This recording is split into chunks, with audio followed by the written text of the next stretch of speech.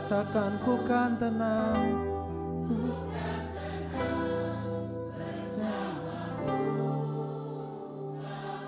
hanya dekat Allah saja ku kan tenang bersamamu Bapa. Haleluya. Kami sungguh merasakan Tuhan kuasa yang mengalir di tempat ini Tuhan. Kami percaya Tuhan malam hari ini Tuhan Engkau memulihkan setiap kami Tuhan. Engkau memulihkan setiap hati yang terluka Tuhan. Setiap roh yang berbeban berat Tuhan. Setiap tekanan-tekanan Tuhan. Setiap sakit penyakit juga Engkau yang pulihkan Bapa. Tuhan sungguh Tuhan kami percaya kami akan merasa tenang ketika kami duduk diam di hadirat-Mu Tuhan. Terima kasih Tuhan kami merasakan ketenangan itu ada di dalam hati kami Tuhan. Mari Bapa Engkau terus memberikan kami Tuhan damai sejahtera. Memberikan kami roh yang tenang Tuhan, memberikan kami roh kelegaan Bapa. Bapa kalau sebentar kami mau mendengarkan firman-Mu Tuhan, urapi hamba-Mu Tuhan, hamba-Mu yang tidak bisa apa-apa kalau bukan Engkau yang menuntun Bapa. Biarlah Tuhan Kau mengurapi setiap firman disampaikan Tuhan, boleh menjadi berkat, boleh menjadi kekuatan buat setiap kami, sehingga iman kami boleh semakin bertumbuh di dalam Engkau Tuhan. Kami mau patahkan, kami mau hancurkan setiap roh yang mencuri firman, roh yang antikris Tuhan, roh yang menentang firman, kami hancurkan kuasa di dalam nama Yesus Tuhan.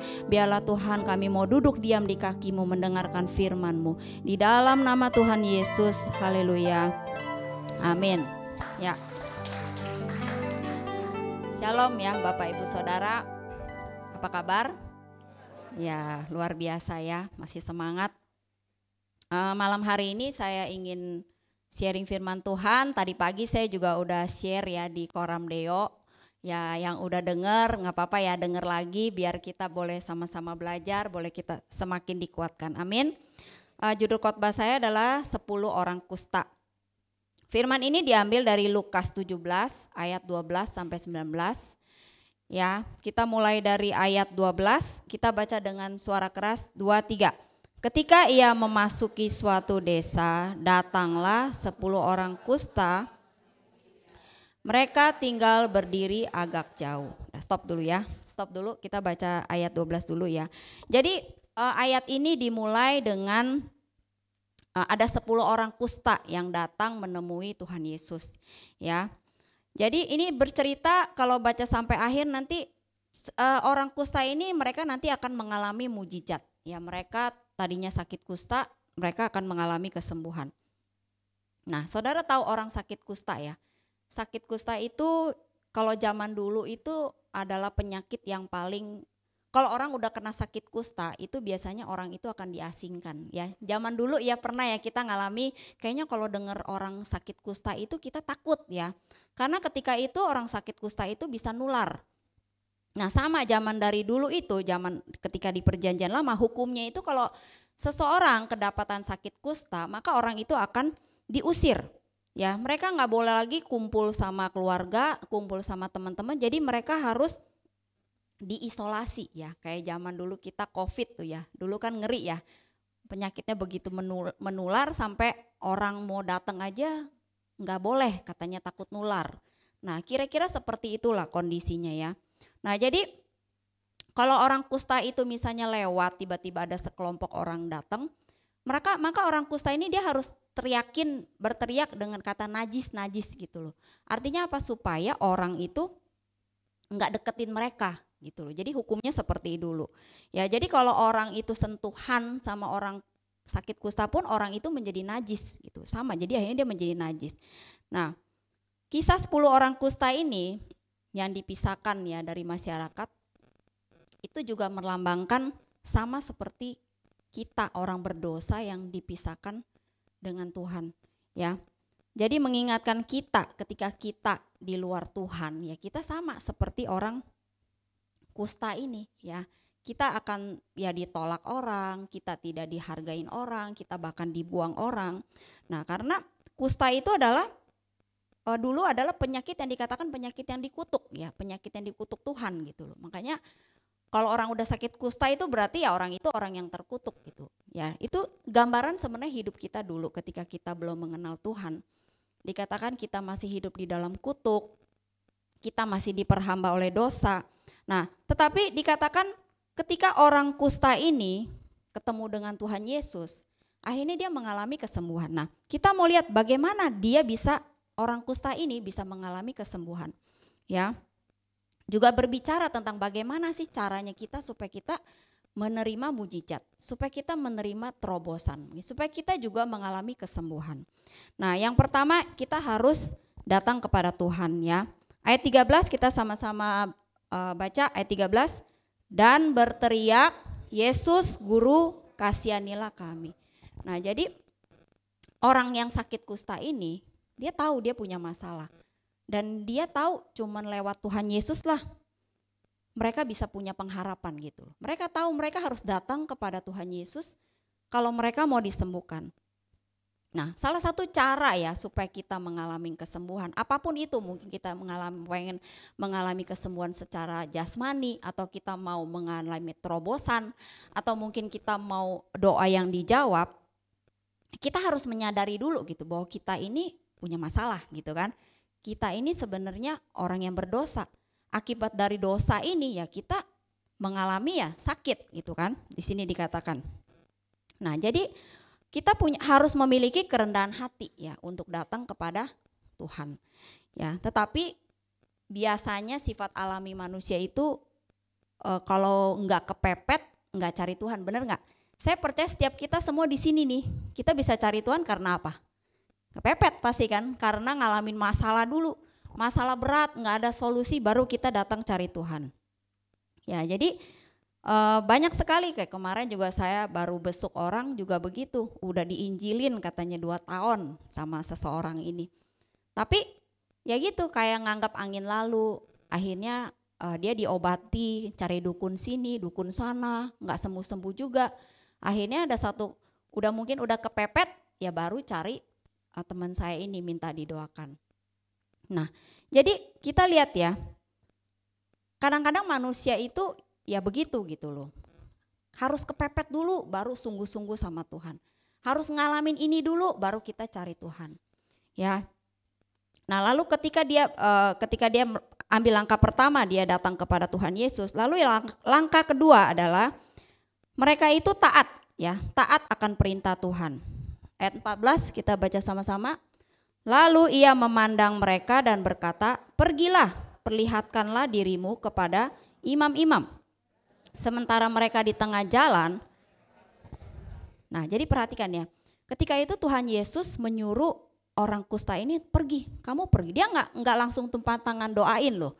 Dia cuma bilang kamu pergi cari imam. Nah, ketika mereka perjalanan menuju ke tempat para imam itu, orang itu menjadi sembuh. Nah, dari sini ya kita belajar ya bahwa untuk kita menerima kesembuhan, untuk kita menerima terobosan di dalam hidup kita itu butuh tindakan iman. Jadi kita ikut Tuhan itu bukan cuma sekedar tahu, cuma sekedar ngerti firman, cuma sekedar denger, tapi kita nggak ngalamin, kita nggak mau taat. Ya seringkali yang menjadi penghalang mujizat adalah orang itu tidak taat.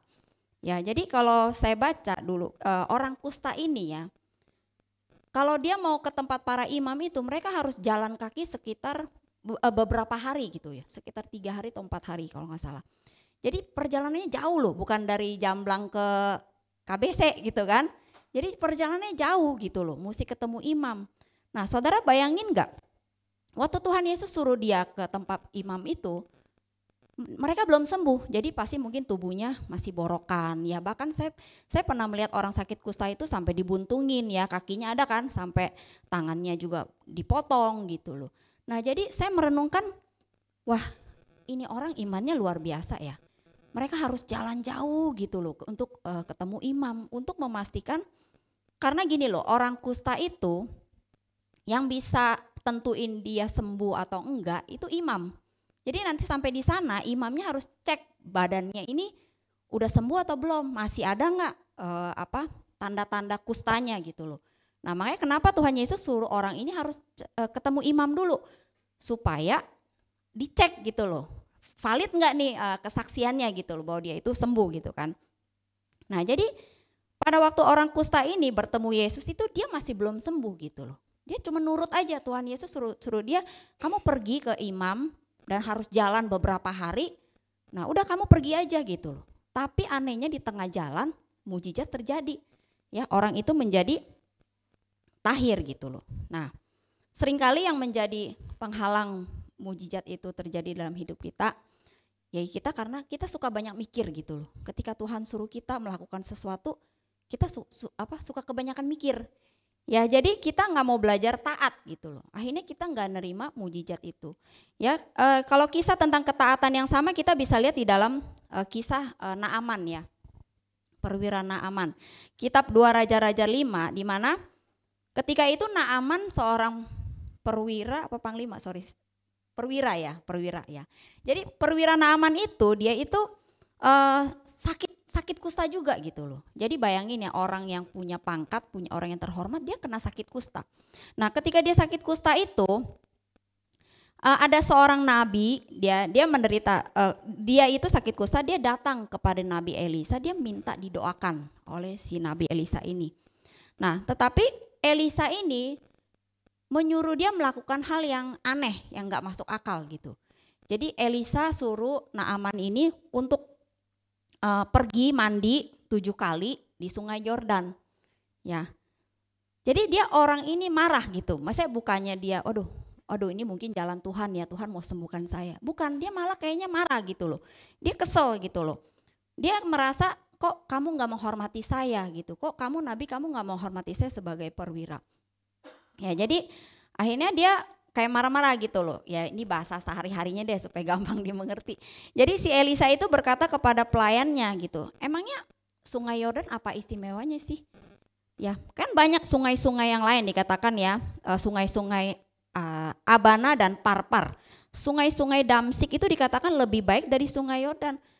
Kenapa mesti di Sungai Yordan baptisnya? Udah gitu mesti 7 kali, maksudnya apa gitu? Kenapa enggak sekali aja, kenapa mesti 7 kali? Ya, jadi saya puji Tuhan saya pernah pergi juga ke Israel di Sungai Yordan itu ya. Nah kalau yang di Sungai Yordan yang buat orang baptis di Israel itu bersih bagus ya Pak Dian ya, bagus banget, udah pokoknya udah di seperti tempat pariwisata gitu. Jadi orang Kristen biasanya pengen tuh dibaptis di situ. Tetapi sesungguhnya itu bukan tempat yang asli gitu loh. Tempat yang asli Sungai Yordannya itu jorok, kotor gitu loh. Jadi kalau dia sebagai perwira itu, dia kayaknya gimana ya, kok saya mesti baptis di sungai yang jorok begini, yang kotor seperti ini, kenapa gak sungai yang bagusan dikit? Ya dia pasti harga dirinya merasa terusik, bener gak kalau saudara sebagai panglima gitu, pas perwira. Pasti saudara juga bingung dong, kenapa disuruh baptis di situ? Nah tetapi dia bertanya, kenapa Nabi Elisa kok nggak mau langsung aja tumpang tangan saya, sembuhkan saya. Nah kadang-kadang tuh Tuhan ingin melihat ketaatan kita.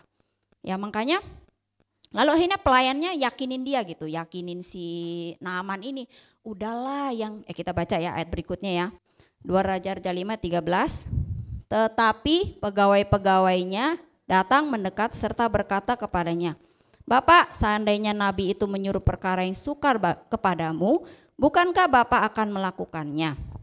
Apalagi sekarang ia hanya berkata kepadamu, 14, maka turunlah ia membenamkan dirinya 7 kali dalam Sungai Yordan, sesuai dengan perkataan abdi Allah itu. Kembali seperti seorang anak dan, nah jadi pegawainya tuh kira-kira ngomongnya kayak gini, loh yang dia suruh kan gak susah-susah banget. Cuman kamu ikutin aja, cuman ke Sungai Yordan, udah celup 7 kali, udah selesai kan gitu loh. Jadi kayak pelayannya tuh kayak buka pikiran dia gitu. Nah lalu akhirnya dia setuju, lalu ketika dia melakukan itu akhirnya tubuhnya menjadi tahir, jadi nggak kusta lagi. Jadi tubuhnya malah katanya mulus kayak seperti seorang anak. Nah orang yang rendah hati ya, itu pasti akan ngalamin mujizat. Ya terbanyak orang tuh keras hati biasanya, gengsi ya. Kebanyakan gengsi gitu. Makanya saya renungin ya.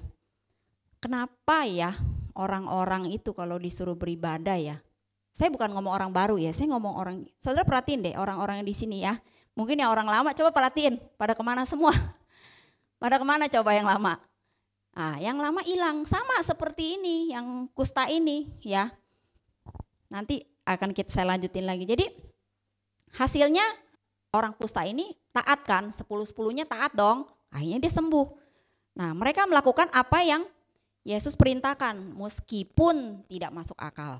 Ya, seringkali apa yang Tuhan suruh kita lakukan itu seringkali memang nggak masuk akal gitu. Tapi kalau kita taat, kita akan menerima kesembuhan atau mujizat itu.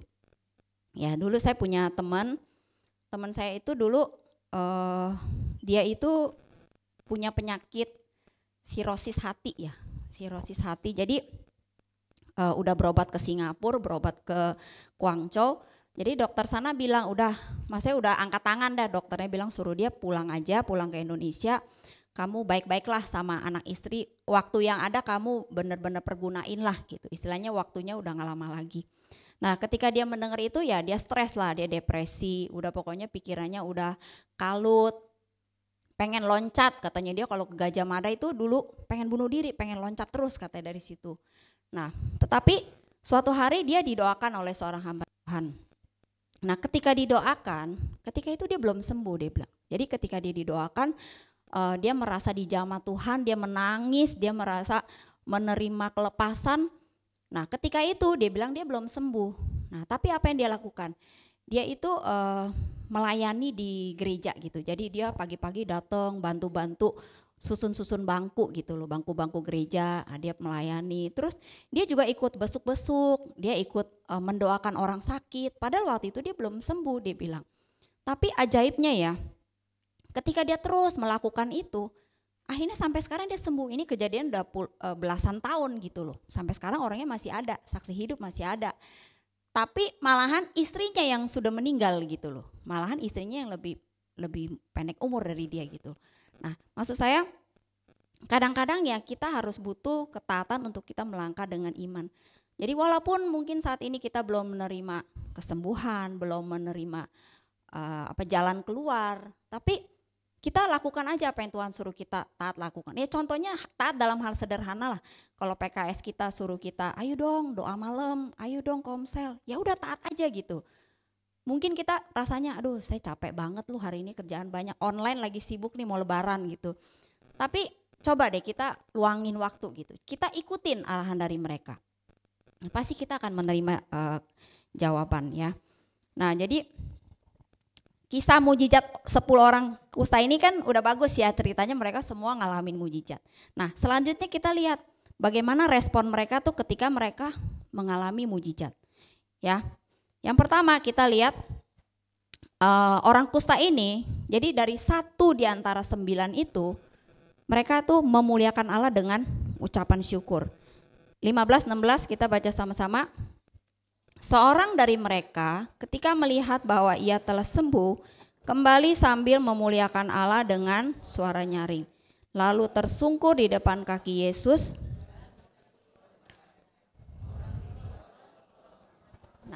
Saudara perhatiin ya, orangnya awalnya ya mereka yang 10 orang kusta ini mereka datang kepada Tuhan yang sama.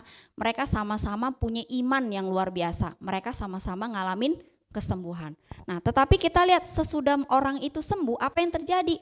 Cuma 1 orang yang datang. Dan orang itu bukan orang Yahudi.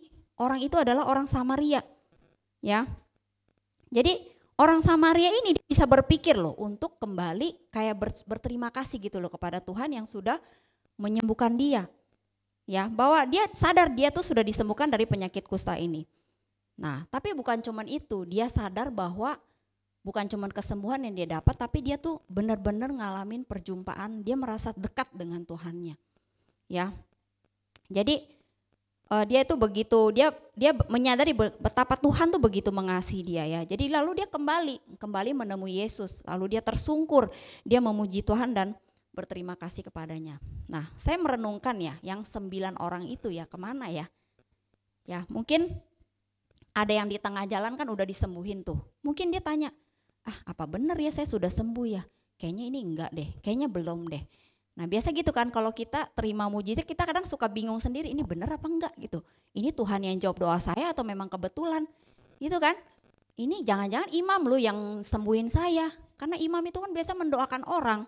Nah Saya merasa mungkin orang ke-9 orang ini, ada juga mungkin yang merasa, waduh saya sudah disembuhkan nih, hore saya sudah sembuh. Terus udah lupa, enggak bilang balik lagi ke Tuhan, bilang terima kasih dan lain sebagainya. Nah makanya di sini dikatakan ya, kita itu suka pakai alasan-alasan untuk kita tidak bersyukur kepada Tuhan. Ya seperti tadi saya bilang, banyak sekali kita lihat di dalam gereja kita, nggak usah jauh-jauh ya. Ya nggak usah jauh-jauh aja, yang udah terima mujizat, yang udah datang kepada Tuhan, udah lulus SPK, udah dibaptis, udah pelayanan. Banyak juga yang hilang kan, sama kan kayak kondisi sekarang kan. Ya, saudara hitung deh, makanya saya suka hitung-hitung juga kayak Koaling ya pernah hitung. Heran ya, tiap kali SPK, tiap kali baptis jumlahnya banyak, tiap angkatan ada berapa puluh, tapi orangnya kemana kok kayak. Nah itu saya bilang banyak sekali orang itu ya itu udah seperti 9 orang kusta ini ya. Nah jadi orang yang alami kesembuhan itu, orang alami mujizat, harusnya mereka itu bersaksi. Ya harusnya mereka itu menceritakan kebaikan Tuhan. Nah gereja kita itu kan disebut gereja kesaksian ya. Jadi sebenarnya kita itu ya dari pemimpin tuh harapin ya kita setiap minggu tuh ada kesaksian gitu loh ya, dari komsel atau dari pribadi. Kenapa? Karena dengan begitu berarti kita kan seperti orang yang tahu berterima kasih, bener gak? Tuhan udah tolong kita, ya sebagai tanda terima kasih harusnya kita bersaksi, harusnya itu jadi gaya hidup kita. Ya makanya saya himbau nih teman-teman nih komsel, coba dong usahain tiap minggu kasih kesaksian gitu loh. Supaya orang-orang yang mengalami masalah yang sama mereka bisa dikuatkan. Amin. Nah lalu yang kedua, bagaimana respon seseorang yang menerima kesembuhan?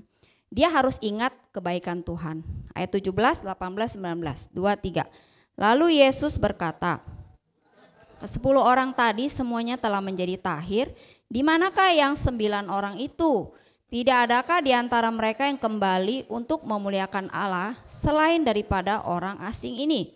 Lalu ia berkata kepada orang itu, berdirilah. Nah seringkali memang orang tuh penyakitnya memang gampang lupa ya. Udah ditolong dia lupa ya. Jadi kebanyakan, coba lah kalau kita mau jujur, kita ikut Tuhan motivasinya apa sih? Pertama saya percaya setiap kita karena kita pengen berkat, kita pengen hidup kita mengalami perubahan, bener gak? Yang sakit mungkin rasanya supaya saya sembuh nih, saya ke gereja nih saya bisa sembuh. Atau yang terikat, oh saya ke gereja supaya saya dilepaskan dari roh jahat. Atau mungkin yang lagi masalah udah mau diambang perceraian nih sama suami istri, oh saya datang ke gereja supaya saya dipulihkan. Awalnya biasanya begitu kan, itu gak salah gitu loh. Tapi yang menjadi salah adalah ketika kita udah terima mujizat nih, kita udah dipulihkan keluarga kita udah terima kesembuhan. Ya kita jadi kayak orang nggak tahu diri gitu loh, nggak tahu terima kasih ya. Jadi itu seperti gambaran orang kacang, orang istilah peribahasa kacang lupakan kulitnya ya. Jadi banyak sekali lah, pokoknya saya udah lihat banyak awalnya, luar biasa imannya tuh kayak yang 10 tadi tuh. Wah mereka menggebu-gebu datang kepada Tuhan, mereka punya iman yang sama. Pokoknya iman yang besar yang memindahkan gunung. Pokoknya sekali Yesus tetap Yesus ya. Sekali Yesus tetap Yesus. Tapi berjalannya waktu mereka menerima mujizat, ya akhirnya mereka ternyata mujizat itu tidak menyelamatkan iman mereka. Ya sama seperti khotbah yang kemarin, imannya besar tapi imannya nggak bener. Ya punya iman yang besar, so saya punya pengen begini begitu, tapi imannya nggak bener. Ya, akhirnya disebutkan hanya tinggal 1 orang dan Tuhan bilang imanmu yang menyelamatkan, cuman kamu yang selamat nih. Jadi yang 9 itu yang awalnya orang yang datang kepada Tuhan, yang percaya kepada Tuhan, orang yang taatnya luar biasa, nggak selamat ternyata. Jadi yang Tuhan lihat cuman orang ini doang nih yang selamat. Ya, jadi ingat ya, orang ini berarti memulai dengan roh, mengakhiri dengan daging. Ya banyak orang Kristen kayak gitu. Makanya saya suka ingetin teman-teman yang baru dibaptis, baru bertobat ya. Ikut Tuhan itu bukan berarti mulus ya. Nggak ada masalah, nggak ada sakit penyakit, nggak ada konflik. Ya nggak ada kayak gitu. Selama masih hidup masalah mah ada. Bener nggak? Nah tapi jangan sampai kita itu seperti orang yang 9 orang ini loh. Ya dia tuh secara fisiknya tubuh jasmaninya diselamatkan, dia mengalami kesembuhan. Tapi cilakanya dia nggak selamat. Imannya itu tidak menyelamatkan dia. Artinya dia tidak masuk dalam kerajaan Allah. Ya. Jadi ada banyak gereja ya mungkin yang hanya menekankan pada karunia kesembuhan. Pokoknya setiap ibadah karunia kesembuhan, pokoknya sembuh, pokoknya musim mujizat. Ada yang mungkin KKR pelepasan kutuk kemiskinan misalnya. Ada tuh yang gereja cuma khusus itu aja. Ada juga yang gereja yang mungkin mengusir setan, pelepasan. Itu nggak salah ya, itu baik. Karena itu memang tanda-tanda gereja itu ada kuasanya gitu loh. Tapi yang menjadi salah itu ketika kita itu nggak mengajarkan iman yang benar kepada jemaat gitu loh. Jadi cuma taunya terima kesembuhan, cari-cari hamba Tuhan, minta tumpang tangan, doa kesembuhan, doa mujizat. Nah itu yang menjadi nggak dewasa gitu loh. Jadi ketika ada cobaan datang, ketika ada ujian datang, ya mereka gampang aja tinggalin Tuhan. Nah ini banyak terjadi kan, banyak sekali yang baptis cuma mau apa? Yang anak muda, coba bisa bantu jawab nggak? Kenapa mau dibaptis atau SPK? Ya itu kan syarat saya kalau misalnya nggak ada surat itu, saya nggak bisa diberkatin pernikahannya. Jadi dibaptis karena ya supaya saya diberkatin, nanti dapat surat nikah gitu kan. Nah ada juga yang pengen baptis karena nggak enak hati sama bosnya. Bosnya suruh saya kalau saya nggak baptis nanti saya nggak dapat kangtau. Nah banyak orang-orang yang seperti itu. Ya jadi mereka itu cari Tuhan tuh cuma cari karena ada apanya gitu loh. Ya jadi nggak selamanya ya berkat atau mujizat itu menjadi menjadi Tuhan itu berkenan kepada kita. Itu bukan jaminan. Jadi kalau misalnya ada orang kelihatannya dia ngalamin mujizat terus ya, berarti Tuhan berkenan sama dia, belum tentu. Ya, jadi sebaliknya mungkin kita sekarang masih belum terima mujizat gitu ya. Tapi Tuhan bilang kita masih setia gitu loh. Kita tetap taat. Apapun yang terjadi Tuhan, kita tetap melayani Tuhan, kita tetap mengasihi Tuhan.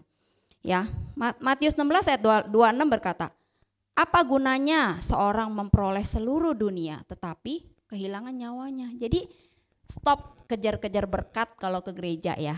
Jadi jangan bilang, saya kayaknya ke gereja ini gak dapat apa-apa, gue miskin-miskin aja ya, gue tetap aja begini-begini aja. Karena motivasi kamu salah gitu loh. Karena kamu cari Tuhan bukan cari Tuhannya gitu loh, cuma cari tangannya. Nah itulah yang membuat orang gampang sekali menjadi murtad ya, kena doanya nggak dijawab dikit langsung kecewa. Tokonya nggak diberkatin dia langsung kecewa, males ngapa-ngapain, mau komsel aja males katanya. Nah saya bilang ya, ada satu jemaat kita dulu, sekarang orangnya udah meninggal gitu, namanya Esther ya, mungkin sebagian besar kenal lah ya.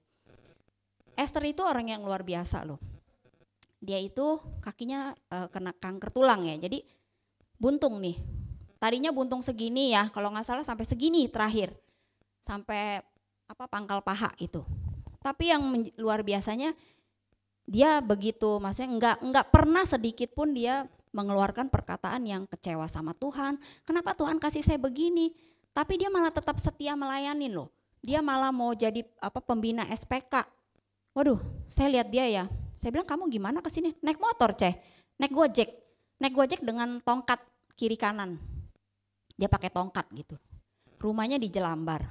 Terus kalau dia mau turun, dia kan tinggalnya di lantai 2. Kalau mau turun itu mesti ngesot dulu ya, bayangin pakai tangan. Dia tetap maksudnya mau bayar harga melayani Tuhan, ikut doa malam juga, komsel juga. Makanya saya bilang ya, saya bingung loh sama orang sekarang.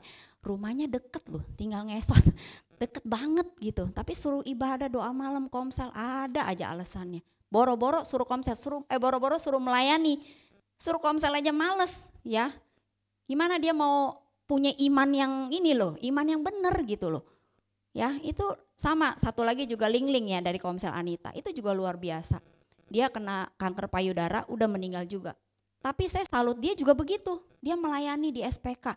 Dia begitu punya hati untuk melayani jiwa-jiwa gitu. Padahal dia tuh badannya udah kurus, dia mesti kadang-kadang menahan sakit, kadang-kadang dia mesti ke rumah sakit untuk berobat. Tapi dia bisa waktu untuk memperhatikan jiwa-jiwa. Tapi kadang orang ya saya bilang orang-orang yang lama ini kemana gitu loh. Yang 9 orang ini itu kan orang yang seperti orang yang tidak tahu berterima kasih ya. Jadi seharusnya ya kita yang sudah dipulihkan mungkin lewat gereja ini, lewat komsel kita harus berkontribusi, benar nggak? Di mana kita menerima berkat, disitulah kita mengembalikan. Apa yang bisa kita bagikan, apa yang kita bisa maksudnya apa yang kita bisa kontribusi untuk gereja, harusnya kita melakukan itu. Tapi tidak sedikit orang yang cuman egois, udah doa gue udah dijawab, gue udah dapat jodoh nih, bye-bye, abaloh bye-bye, gue udah dapat surat nikah. Banyak loh yang begitu ya, tanya Ko Aling mungkin lebih tahu. Iya, udah gak tahu orangnya kemana sekarang. Itu ya, saya boleh bilang ini anak-anak muda ini kadang kurang ajar loh kalau saya bilang. Makanya Tuhan Yesus itu dikatakan, di sini kan dikatakan Tuhan Yesus bilang ya, tadi yang ayat, nah ini nih yang ayat 17 ya. Tuhan Yesus tuh tanya sama yang orang satu ini, dia bilang, bukankah ke-10 orang tadi semuanya telah menjadi tahir? Di manakah yang 9 orang itu? Jadi Tuhan Yesus tuh kayak sedih gitu ya. Loh kan tadi yang disembuhkan tuh 10 orang, kok yang datang cuma 1? Ya Tuhan juga bisa baper kali ya. Kayak kita juga kadang bener gak ya ini mungkin alami. Mungkin kita udah layanin mungkin ya anggota komsel kita. Kita udah bela-belain lu tengah malam konselingin dia. Tahu-tahu dia udah kawin hilang lu gak tahu kemana. Boro-boro nelfon, boro-boro dia nanyain kabar kita gitu loh kan. Nah ini yang Tuhan Yesus rasakan gitu loh. Kan yang 10 orang tadi semuanya udah sembuh. Kenapa cuma 1 doang? Nah gitu loh. Jadi memang kondisinya di dunia ini banyak orang yang nggak tahu terima kasih, nggak tahu diri gitu loh. Jadi nggak heran, makanya Tuhan bilang, cuman kamu yang iman kamu yang menyelamatkan kamu, ya kan? Cuman orang ini doang yang imannya selamat. Nah jadi saya mau balikin lagi dengan perbandingan tadi kan kita lihat Esther ya, orangnya sudah meninggal tapi dia mungkin meninggalkan warisan buat kita. Tapi ada satu lagi. Orang ini tadinya dia ceritanya mengalami kehancuran, rumah tangganya hancur, usaha pekerjaannya hancur. Nah tiba-tiba dia dipulihkan, tiba-tiba dipulihkan tuh langsung usaha pekerjaannya luar biasa lah. Pokoknya ada terobosan, Tuhan jawab doanya, hidupnya diberkati. Tahu-tahu berjalannya waktu dia jatuh lagi ke dalam dosa. Dia malah dulu ya dia sekali kalau puasa bisa 40 hari 40 malam. Suami istri loh 40 hari 40 malam. Wah dia begitu luar biasa menggebu-gebu di dalam Tuhan. Tahu-tahu sekarang hilang juga, malah lebih parah. Mabok-mabokan, main cewek, kebar, udah tinggalin semua pelayanan. Nah makanya saya mau bilang ya, berkat mujizat itu bukan segalanya gitu loh. Kalau itu mujizat bikin kamu hancur, mendingan kamu gak usah terima mujizat, ya kan? Kalau kekayaan bikin kamu jauh dari Tuhan, mendingan kamu pas-pasan aja hidupnya ya. Pas mau ini ada, pas kita mau keluar negeri duitnya ada ya, pas kita mau sekolahin anak duitnya ada, gitu aja gitu loh. Daripada kita minta kaya, suatu hari kekayaan itu bisa menjadi bumerang buat kita. Ya malah nanti kita nasibnya kayak 9 orang itu, akhirnya gak selamat. Akhirnya tetap kasihan ya, jadi orang yang mengawali begitu luar biasa, sama-sama nih mengawali luar biasa, berjalannya waktu ya hilang. Sama di gereja sini juga saya lihat begitu. Awalnya sama-sama satu angkatan SPK, tapi yang benar-benar setia sampai sekarang siapa coba? Boleh dihitung dengan jari ya, benar nggak? Ya itulah yang terjadi. Nah saya berharap firman Tuhan malam hari ini boleh ingetin kita kembali ya. Jangan sampai kita memulai, kita tadinya taat kepada Tuhan, kita menggebu-gebu dalam Tuhan. Akhirnya kita harus kehilangan iman kita. Ya, biarlah firman Tuhan malam hari ini boleh memberkati Bapak Ibu Saudara. Tuhan Yesus memberkati.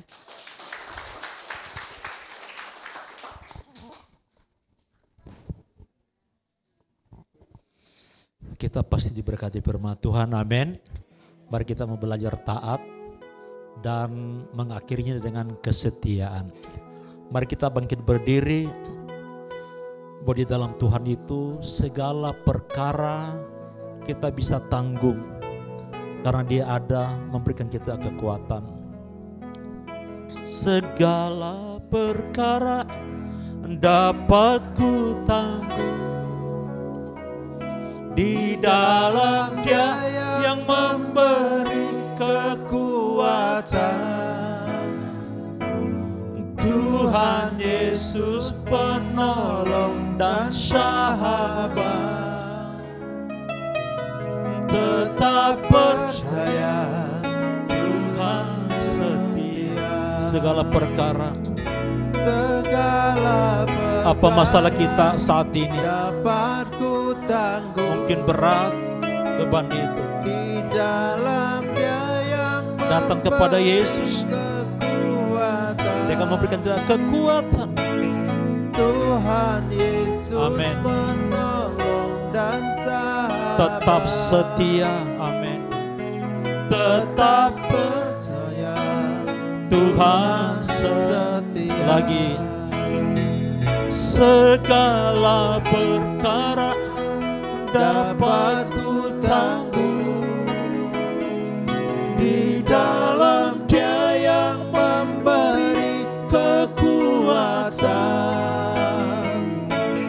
Tuhan Yesus penolong dan sahabat.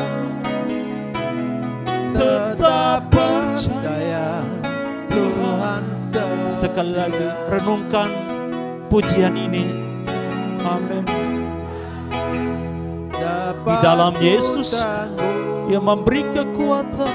Di dalam Dia yang memberi Karena Dia kekuatan. sahabat kita, Dia penolong kita. Tuhan Yesus penolong dan sahabat.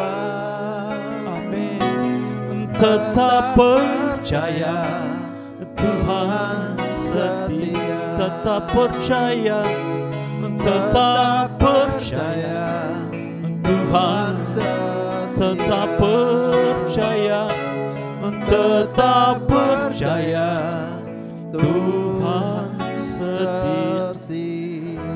Haleluya, kita menyembah sebentar. Mari kita bermazmur dan berbahasa roh. Shikanarana yana makotoro nama shande. Yarana mashandara yana mashekere nana. Yarana mashirana yana makotoro. Shikarana yana mashere nama kotoro nama sande. Kurana mashekere nama shandarana yana. Yarana mashirana mashirana. Kurana mashere nama kotoro nama sande. Haleluya, Rama Shikara nama kotoro nama sande. Haleluya, Ranaya nama shandara naya. Shikanara narararara. Yanarararara shandararararara. Kunara nama shirana ya nama shekere nama kotoro nama sandara nama. Darah Yesus rapa sekere nama kontoro. Darah Yesus rapakan darah nama se. Darah Yesus rana masih karara.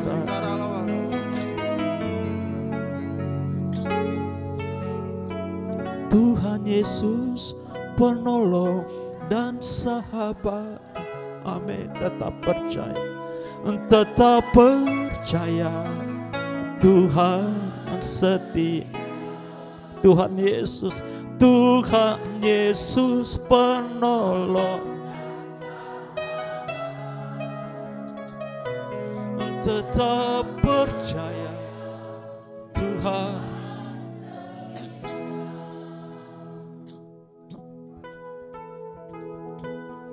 Tadi sore saya melayani seseorang dan luar biasa seperti firman malam hari ini. Dia cuma berkata, Pak Adrian, dia tidak bilang doakan saya supaya saya sembuh. Dia cuma bilang begini, doakan saya supaya saya kuat menjalani hal ini. Saya mendengar itu saya terharu. Walaupun dia baru mau belajar mengenal Tuhan. Dia bilang, cuma satu saya minta, supaya saya dikuatkan. Kurana masih karena masan. Apa pengharapan saudara? Apa beban saudara? Apa yang saudara pikul saat ini? Apa kesesakan yang saudara alami? Datang kepada Yesus. Mari kita merendahkan diri di hadapan Tuhan. Dan taruh semua di bawah tangan Tuhan yang hidup. ketika kita merendahkan diri, maka Tuhan akan mengambil dan meninggikan kita. Tuhan pasti menolong. Saudara percaya, Tuhan Yesus pasti menolong. Dia sahabat kita, Dia Bapa kita, Allah kita, Tuhan kita.